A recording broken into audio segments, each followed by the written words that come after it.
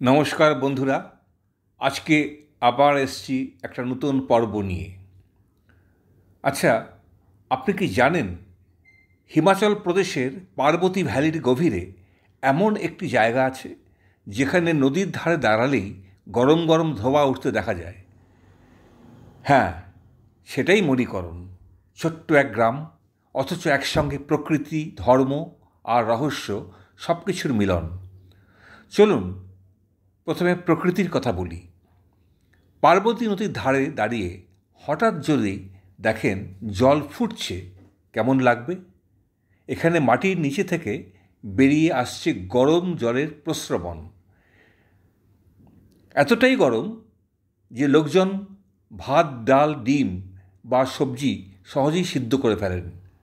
ভাবুন তো, রান্নাঘরের প্রয়োজনই নেই, প্রকৃতি নিজেই যেন রাঁধুনি। কিন্তু প্রশ্ন হলো, এই গরম জলের উৎস কোথা থেকে? ভূগোল বলছে এখানে ভূগর্ভস্থ জলস্তর গভীর পৃথিবীর উষ্ণতার কারণে গরম হয়ে উপরে উঠে আসে। আর ধর্মীয় বিশ্বাস, সেটি আরও বিস্ময়কর। শিব ধর্মে বিশ্বাস করা হয় গুরু নানক নিজে একদিন এখানে এসেছিলেন।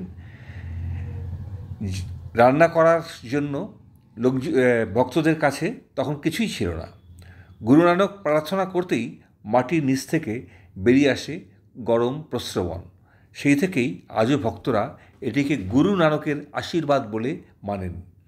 আপনি যদি কখনো মণিকরণ যান, তবে খ্যাতনামা শ্রী নানকদেব জি মিস করবেন না। ভেতরে ঢুকলেই শোনা যাবে কীর্তন, আর লঙ্গরে প্রতিদিন হাজার হাজার মানুষ প্রসাদ খান। মজার ব্যাপার হলো, সেই রান্নার অনেকটাই এখনও এই গরম প্রস্রবণের জলে সিদ্ধ হয়। বিশ্বাস করুন বা না করুন, এটি এক অনন্য অভিজ্ঞতা। এখন আসি হিন্দু বিশ্বাসের দিকে। পুরাণ অনুযায়ী ভগবান শিব ও পার্বতী একসময় এখানে বাস করতেন। একদিন পার্বতী দেবীর কানের দুল মানে মণি নদীতে পড়ে যায়। শিব রুষ্ট হলে শেষনাগ তার মাথা নাড়েন, আর তখন বেরিয়ে আসে গরম প্রস্রবণ। সেই প্রস্রবণ থেকে মণি ফিরে পাওয়া যায়। এখান থেকেই জায়গার নাম হয় মণিকরণ। আপনি কি খেয়াল করলেন, একদিকে শিখ ধর্মের অলৌকিক কাহিনী, আরেকদিকে হিন্দু পুরাণের গল্প, দুটোই একসঙ্গে এই জায়গাকে ঘিরে আছে। এ যেন এক আধ্যাত্মিক মিলনস্থল।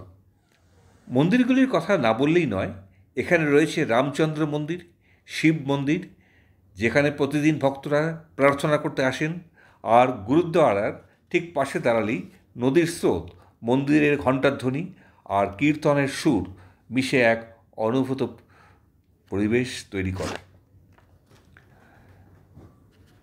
একবার চোখ বন্ধ করে কল্পনা করুন, চারপাশে উঁচু সবুজ পাহাড়, নিচে গর্জন করে বয়ে চলা পার্বতী নদী, মাটির নিচ থেকে গরম ধোঁয়া উঠছে, আর সেই সঙ্গে কীর্তনের সুর ভেসে আসছে। সত্যিই অনন্য অভিজ্ঞতা। পর্যটকদের জন্য মণিকরণও এক অবিশ্বাস্য আকর্ষণ। মানালি বা কুল্লু ভ্রমণে যারা আসেন, প্রায় সবাই অন্তত একদিনের জন্য মণিকরণ ঘুরতে যান। কেউ আসেন বিশ্বাসের টানে, কেউ বা প্রকৃতির রহস্যময় রূপ দেখতে।